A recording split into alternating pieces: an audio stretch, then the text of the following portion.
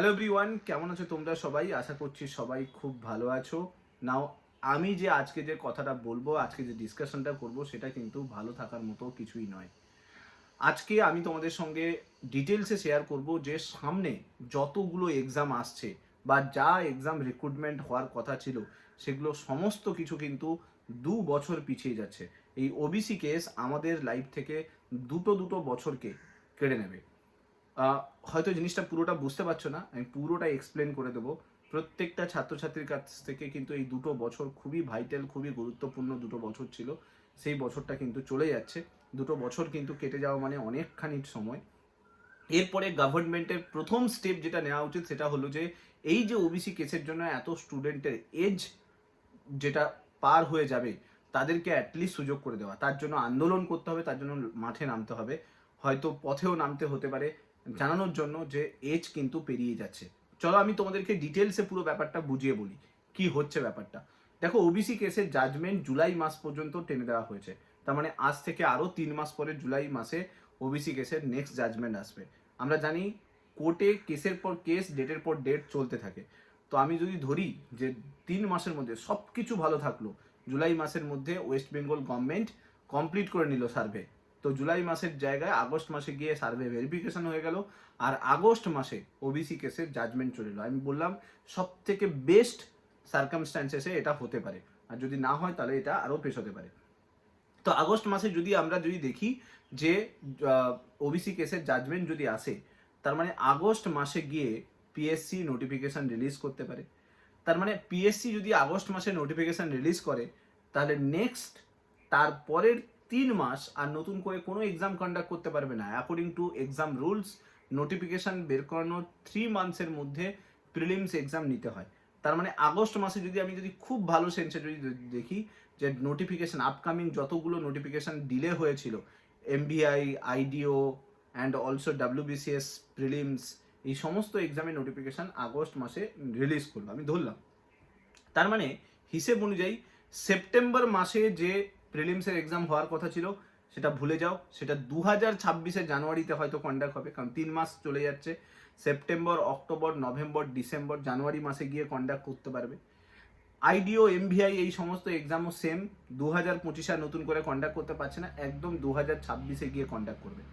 রিক্রুটমেন্টের notice বেরিয়েছিল 2024, 2025 চলে গেল, 2024 চলে গেল, 2 বছর পেরিয়ে গেল, 2026 গিয়ে এই রিক্রুটমেন্ট, সমস্ত রিক্রুটমেন্টের প্রিলিমসের এক্সাম হবে।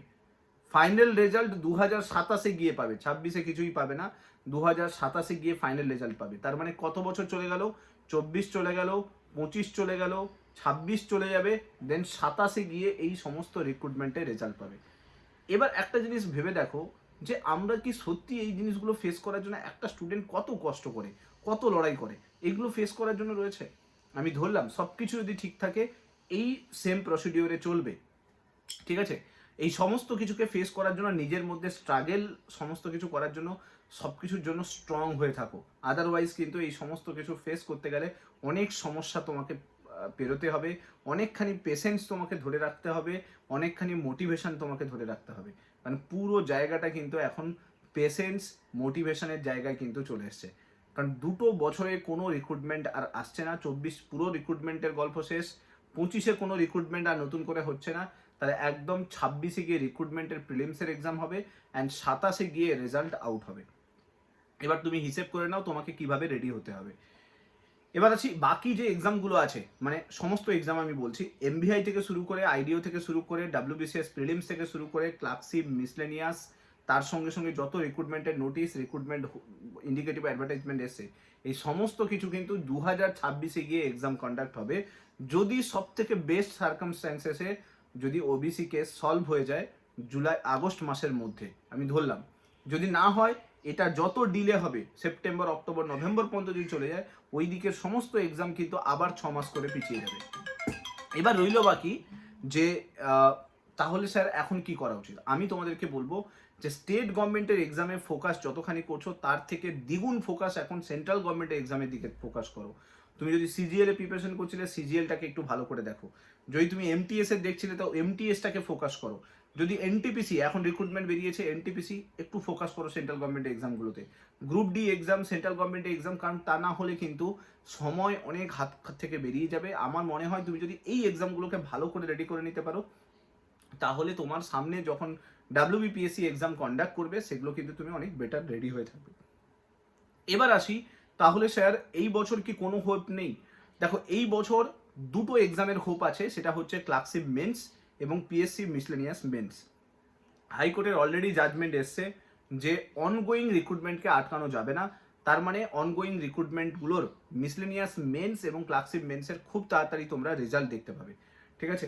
এবং রেজাল্ট, সেই রেজাল্টের বেসিসে যেভাবে এক্সাম কন্ডাক্ট করার দুটো ডেট দেওয়া রয়েছে, মে মাস এবং জুন মাস, এই দুটো মাসে কিন্তু পিএসসি এক্সাম কন্ডাক্ট করবে। এটা আমি মানে পিএসসির ওপর আশা রাখছি, ভরসা রাখছি বলতে পারো। তো এক্সাম হোপফুলি কন্ডাক্ট করবে। আর মানে এটা আমি বললাম যে এটা আটকাবে না, এটা আমার মতে এটা আটকাবে না, এটা কন্ডাক্ট করবেই পিএসসি। আর রইল বাকি যে এক্সামগুলো, সেগুলো কিন্তু সবগুলোই কিন্তু এখনকার মতো করে বন্ধ করে দিয়েছে, মানে এখনকার মতো করে বন্ধ থাকবে। 2026-এর আগে কোনো রিক্রুটমেন্ট হচ্ছে না, 2026-এ গিয়ে এই রিক্রুটমেন্টগুলো সমস্ত এক্সাম হবে। এবার প্রশ্ন হলো, তাহলে তো একটা বছর পুরো হাত থেকে চলে যাচ্ছে। না, আমি বলবো একটা বছর হাত থেকে যাচ্ছে না। তুমি একটা বছর সময় পাচ্ছ নিজেকে রেডি করার জন্য, একটা বছর সময় পাচ্ছ নিজেকে রিভাইজ করার জন্য, একটা বছর সময় পাচ্ছ তুমি নিজেকে ভালোভাবে তৈরি করার জন্য এবং সেন্ট্রাল গভর্নমেন্ট এক্সামগুলোকে ফোকাস করার জন্য, যেটা স্টেট গভর্নমেন্ট আর সেন্ট্রাল গভর্নমেন্ট দুটো এক্সাম দিতে গিয়ে তুমি ফোকাস করতে পারছিলে না। সো লজিক্যালি তুমি যদি দেখো, প্রিলিমসের এক্সাম যেটা 7 সেপ্টেম্বর ডাব্লিউবিসিএস এর হওয়ার কথা ছিল, সেটা গিয়ে অলরেডি 2026-এর জানুয়ারি বা ফেব্রুয়ারির দিকে চলে যাবে। তারপরে ক্লার্কশিপ মিসলেনিয়াস যেগুলো ডিসেম্বরে হওয়ার কথা ছিল, সেগুলো 2-3 মাস এমনিই পেছোতো। তোমরা জানো প্রত্যেকটা এক্সাম এমনিতেই 2-3 মাস করে এদিক ওদিক হতে থাকে, তো হিসেব অনুযায়ী 2-3 মাস ওগুলোও পেছোবে। তার মানে 2026-এর মার্চ এপ্রিল, এই যে মান্থগুলো, মার্চ থেকে শুরু করে April May, March April May, এই যে 3টে মাস, এই 3টে মাস কিন্তু খুব ভাইটাল হয়ে যাবে এক্সাম প্রিপারেশনের জন্য, কারণ ওই সময় কিন্তু সমস্ত প্রিলিমসের এক্সামগুলো কন্ডাক্ট হবে।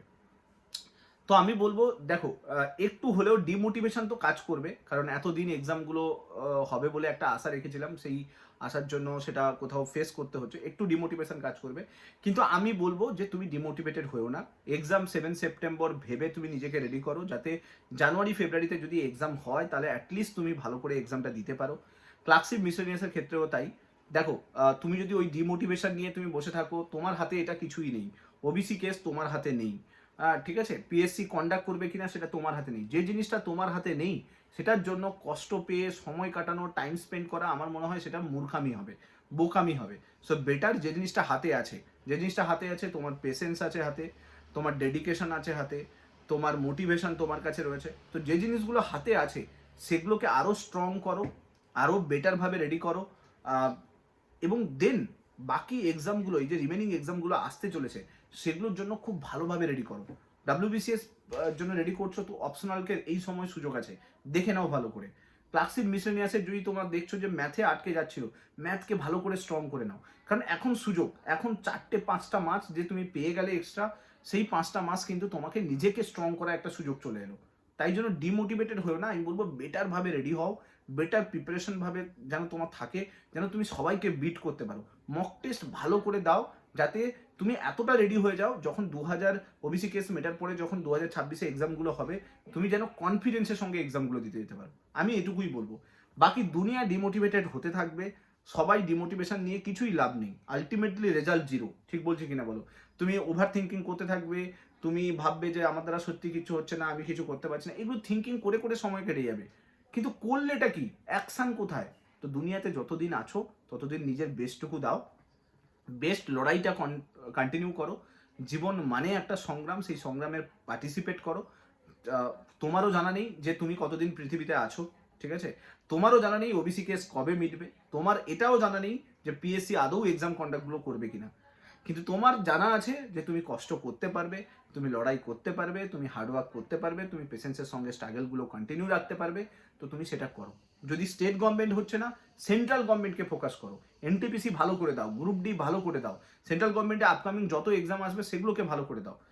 যদি তোমার কাছে করার ইচ্ছে থাকে, if you want to do it, then you have to, মনে রাখো। তুমি যদি চাও তাহলে তুমি করতে পারবে এবং তোমাকে করতে হবে, এটুকু মাথায় রাখো। সেটা স্টেট গভর্নমেন্টে হচ্ছে না, সেন্ট্রাল গভর্নমেন্টে দেখো, ঠিক আছে?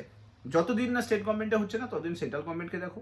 যখন স্টেট গভর্নমেন্ট স্টার্ট হয়ে যাবে তখন সেন্ট্রাল গভর্নমেন্টের দিকে ফোকাস হয়ে যাবে, ঠিক আছে? তখন আস্তে আস্তে দেখবে স্টেট গভর্নমেন্ট এক্সামগুলো এমনিই ক্লিয়ার হবে। তাই ডিমোটিভেশনের কোনো কারণ নেই, আমি বলবো লড়াই করো, এইভাবে কন্টিনিউ রাখো।